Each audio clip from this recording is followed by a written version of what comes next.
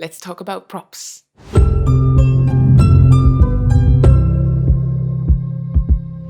I think there's sometimes an idea that props are for beginners and people who can't do the poses, when that's not really the case. And I think that comes from more of a kind of aesthetics approach to yoga, that we should be able to perform and do the poses without props and to look in a certain way in a pose. I like to look at yoga from a more functional perspective, and when we look at yoga functionally, props can be really quite handy. But do we really always need them, and what do we need them for? Let's just talk about that a bit. Yoga props could make poses more accessible. So you could use them to make a pose that would otherwise be impossible for someone, maybe because of the way they are built, the length of the arms or length of the legs, length of the back. Maybe we can sometimes use props to make a pose possible that would be impossible otherwise. Remember, we are all different shapes and sizes. Even our bones inside the body are a bit different for everybody. Of course, we maybe first look at different variations of the pose. What suits one body might not suit the other, so we can use different variations of the poses, but then props can really help in making poses accessible for different bodies.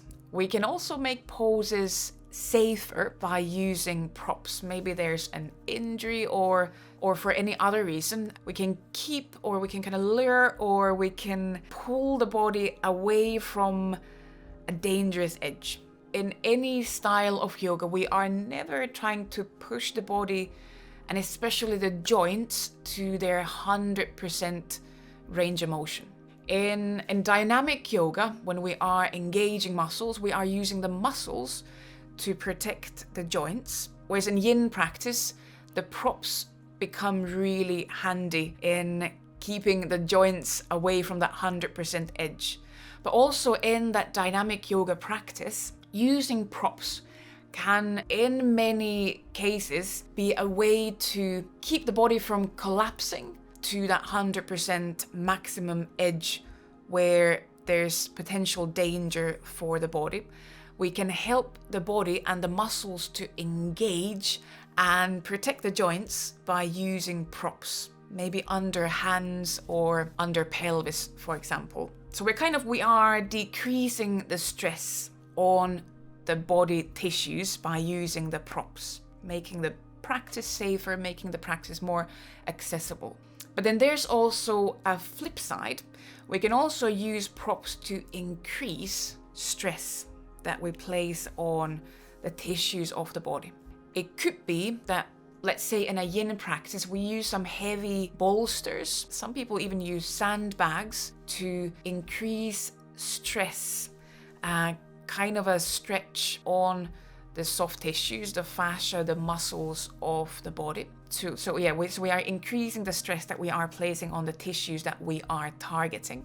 Or we could also use the props in a more dynamic practice to increase the stress by creating an edge where the muscles can really engage. Because sometimes going to that 100% edge means that we go so far, we push so far into the joints, into the muscles, they're stretched so long, so far, that they can't really engage. And in that case, we are not really then giving that maximum benefit and maximum stress to the muscles. So we're not strengthening the muscles as much as we could, because we've pulled them so far that they can't really engage and kind of pull back from that edge anymore. So then using props can really help to activate the muscles and actually start to strengthen the muscles more. Like an example, you're doing a chair pose and you put a block between the legs, and then you're kind of squeezing the block between the thighs to engage more in the inner thighs. So you're strengthening the body more by using the blocks. We can use the props to increase comfort and relaxation in the poses. like here now, I'm sitting with one leg on a bolster, my other leg is leaning on to some yoga blocks. So I'm making my pose, the seat, more comfortable so that I could be here longer. So sometimes less is more in yoga, or quite often less is more. So if we, by using blocks or bolsters or other props, decrease the stress that we place on the body, we actually gain more time. So it enables us to stay longer in a pose. And if we're doing a relaxed pose, or let's say we're doing a yin pose where the intention is to stay really long, several minutes, we can increase the relaxation. So we're not holding the muscles, we're not holding the body tense in the pose, but we can actually relax and really sink into the pose. And some poses are made possible by using props. There are poses like supported bridge pose, for example, in yin, where we have a bolster or blocks, something under the pelvis. We are supporting our pelvis off the mat on top of a prop in order to stay there longer. So that's an example of a pose where the prop enables the pose, it creates the pose. So we are not, again, tensing, we are not holding ourselves in the shape. But I also think we should not get too attached to our props. They can be superb, they can make the practice really wonderful. But I think if we get too attached to our props, we lose one side of the practice, which is to find different modifications and find variations of the pose itself. If I get too attached to my blankie in the practice, I might feel that I cannot do the pose without my blankie. And then if one day I don't have my blankie in my practice, I might say, oh, okay, I can't practice today. So trying to be in a situation where you then don't have your props, trying to be smarter, or trying to be smart in a different way, trying to modify the pose itself. We have so many different variations of each yoga pose we have, and some of those variations I go through in the Asana Lab, in the in detail videos that I have on this channel. I go through some different variations of poses and also how to use props to create those variations. But getting away again from the aesthetics of the practice, there's no certain way, no certain and one single right way to do the pose, right angle in your joints, let's say in a seated butterfly shape, but you can modify the angles in your legs, in your hips, in your knees. How far forward you lean forward? Do you lean forward at all? They're all variations of the same pose. And when we don't have props, we sometimes become a bit smarter in our practice and how we change the shape, how we modify the pose itself, rather than how we use the props. So I think there is that side as well, not to get too attached to the props. I like to think yoga as a practice that you can do almost anywhere, even without your yoga mat. So then again, if we feel that our practice always has to have 10 bolsters, 10 blocks, a million blankets. If we don't have all of that with us, we could still practice. We can do our practice anywhere, anytime, when we need it. We don't have to have the blanket there with us. And I know some people say that suddenly yoga becomes really expensive practice when we start to buy all these fancy props. If we have our special yoga blocks and straps and bolsters with special fillings and coverings, and we have nice smelling eye pillows and certain type of blankets. They're all really nice, but yes, it can get quite expensive if you focus on buying all yoga specific props when it doesn't really need to go there. We can use all sorts of stuff that we have home.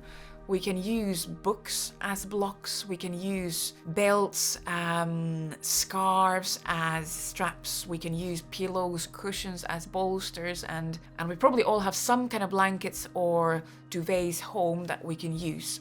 So we don't need to go yoga specific and spend a lot of money on props. It's just things and stuff that you can use to enhance and support your practice with. I'll do another video how you can use all sorts of things that you find home as props. But the idea is that if you need to use props, you can probably find everything that you need home. So in the end, don't let the props define your practice. Don't let the props limit your practice. But as well, don't be afraid to use them. They can be a wonderful tool, and they don't need to be those expensive yoga props. So remember, pretty much anything that you have home can be used as a yoga prop. It could be chairs, it could be walls, it could be that cushion from your couch. They can all really be helpful tools. See it that way. You can use them, you don't have to, but don't be afraid to try. If you feel that you struggle with the pose, maybe try a prop. See if it changes the practice, see if it changes that specific pose for you. But also, if you're always using a prop, see if maybe one day try the pose without it and see if you find a different aspect into the pose if you take that prop away, especially if you're really always used to using it. So again, there's no one right way. Some days I use loads of props in my practice, some days I use none. So they are there for you if you want to use them. They can be a really great tool. And I think that's all from me today. If you like the video, give me a thumbs up. If you hate this, give me a thumbs down. If you have any questions, please let me know. I'm super happy to continue this discussion with you. That's kind of the whole idea of these videos, that we can discuss about all yoga related stuff. I would really love to hear from you. I'll see you on the next video. Bye. Thanks for watching. I hope you found that useful. If you did, click subscribe and hit the bell icon so you'll be notified of any new videos. I'll be posting lots more yoga related videos on this channel. I also teach online yoga classes, and if you're interested in those, you'll find more information in the description box below and on my website. I'll see you on the next video. Bye.